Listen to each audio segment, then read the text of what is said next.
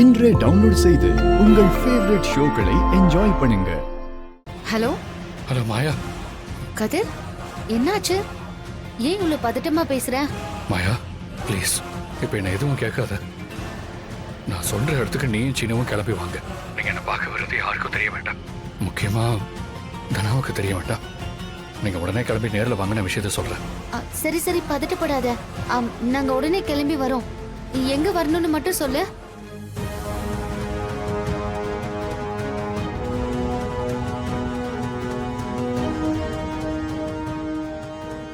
சரி, உடனே நாங்க அங்க வரோம். ஏதாவது பிரச்சனையா கதிர்? ஐயோ மாயா, இப்போ எதுவும் கேட்காத. நீங்க ஃபர்ஸ்ட் நேரில் வாங்க, நான் சொல்றேன்.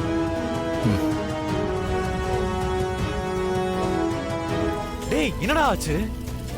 ஏன் அழுதுட்டு இருக்க? கதிர், அழாம என்ன விஷயம்னு சொல்லு. துபாயில் என் ஃப்ரெண்டு ஒருத்தன் மெடிசன் பாக்ஸ் கொடுத்துருக்கான். அதை கொடுக்கணும்னு சொன்னேன்ல. அதை கொடுக்கணும்னு தானே காலையில வீட்ல இருந்து கிளம்பி போனேன். ஆனா அவன் கொடுத்த மருந்து ஏதோ தடை செய்யப்பட்ட மருந்தான்.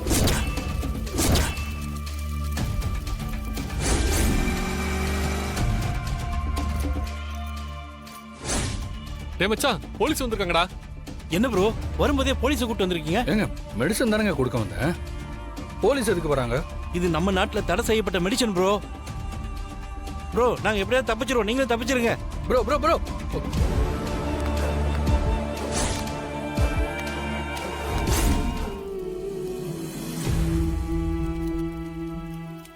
ட்ரக் கேஸ்ல உள்ள போனா வெளியில வரவே முடியாதான்.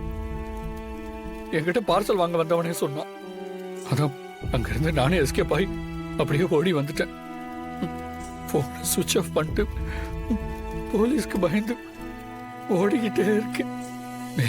நீங்க ரெண்டு பேரும் என்னை எப்படியாவது இதுல இருந்து காப்பாத்துங்களேன்.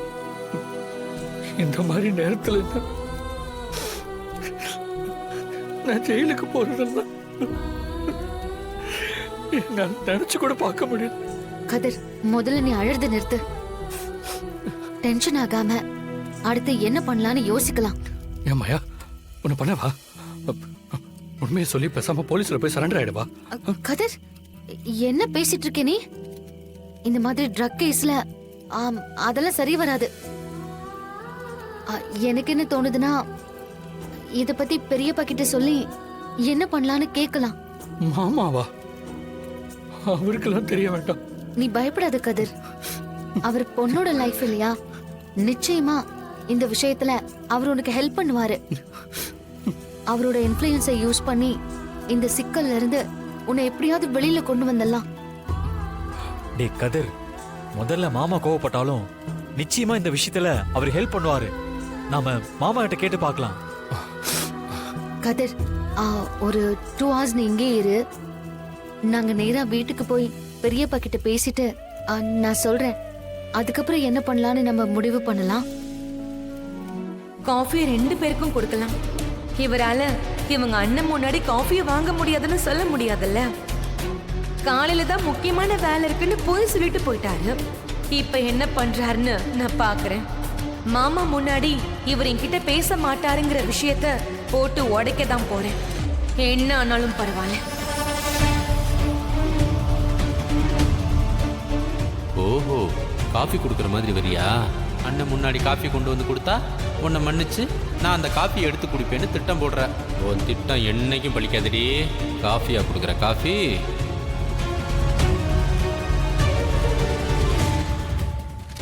அத்தை, காஃபி. மாமா, காஃபி எடுத்துக்கோங்க.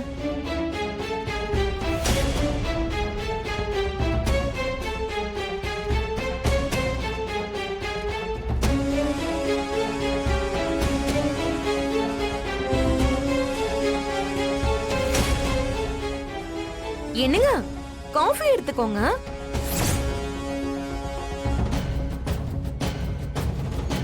சிவா, அவ எவ்வளவு நேரமா காஃபி நீட்டிக்கிட்டு இருக்கா? எடுத்துக்க. இல்லண்ணே, இப்பதான் வெளியில குடிச்சிட்டு வந்தேன். அதான். வெளியே குடிச்சிட்டு வந்தா வீட்டுல குடிக்க மாட்டேன். உனக்காக தான்டா போட்டு எடுத்துட்டு வந்திருக்கா. குடி. இல்லண்ணே, இப்ப காஃபி குடிக்கணும்னு தோணலண்ணே. நானும் காலையில இருந்து பாக்குறேன். நான் அவ்வளவு தூரம் சொல்லியும் நீ டிஃபன் சாப்பிடாம எந்திரிச்சு போன. இப்போ காஃபி கொண்டு வந்து கொடுக்கறப்போ எடுத்துக்க மாட்டேங்கிற. உண்மையிலேயே உனக்கு அவளுக்கு என்ன பிரச்சனை? என்ன பிரச்சனைன்னு நீ இப்ப என்கிட்ட சொல்லித்தான் ஆகணும்.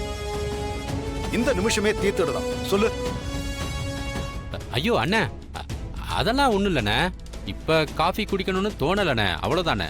பார்வதி, என்னம்மா நீயாவது சொல்லு, உங்களுக்குள்ள ஏதாவது பிரச்சனையா?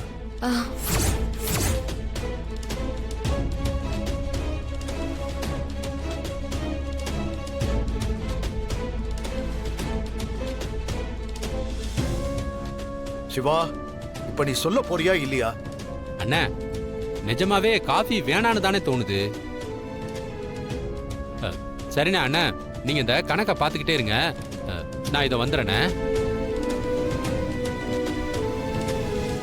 ஏங்க, நான் என்னமோ எனக்காக மட்டும் செஞ்ச மாதிரி பேசுறீங்க.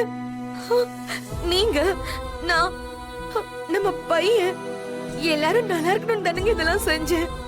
ஏங்க நீங்க என்ன புரிஞ்சுக்கவே மாட்டேங்கிறீங்க? இங்க பாரு, உன்னோட பாவ கணக்குல என்னையும் என் பிள்ளையும் தயவு செஞ்சு சேர்த்துறாத, சரியா? இனிமே எனக்கு யாருமே இல்ல. இந்த பாரு, உனக்கும் எனக்கும் எந்த விதமான சம்பந்தமும் இல்ல. எங்க எங்க எங்க இப்படி எல்லாம் பேசாதீங்க. என்ன மன்னிச்சிருங்க. நான் இனிமே இந்த மாதிரி எல்லாம் பண்ண மாட்டேங்க. மன்னிச்சிருங்க. ஏச்சி, கையை விடு. நீ எல்லாம் திருந்துற ஜென்மமே கிடையாதுடி. உன் மூஞ்சில முழிக்கிறத பாவண்டி. உன்னை பார்த்தாலே எனக்கு அப்படியே ஒரு மாதிரி வெறுப்பா இருக்குடி. ஏண்டி திரும்ப திரும்ப வந்து என்கிட்ட பேசுன்னு என்ன வெறுப்பேத்துற? போயிடுறீங்க இருந்து. உன்னை பார்க்கவே எனக்கு பிடிக்கல. ஏங்க இப்படி போயிட்டு சொன்னா நான் எப்படி போவேன்?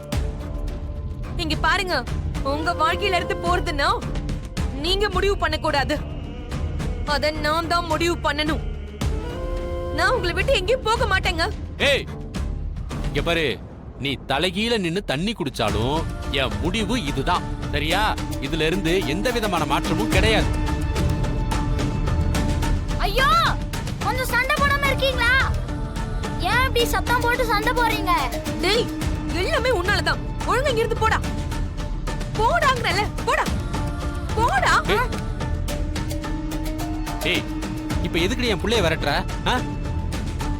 இந்த மாதிரி இன்னொரு தடவை மூர்க்கமா நடந்துக்கிட்டா அப்படியே அவ்வளவுதான், பாத்துக்க. கதிர், உனக்கு என்ன ஆச்சு? ஏன் நீ போனே எடுக்கல? உண்மை சொல்லு. என் ஃப்ரெண்டு இங்க இருக்கிறவங்களுக்கு கொடுக்க சொல்லி ஒரு மெடிசன் கொடுத்து அனுப்பிச்சான்ல.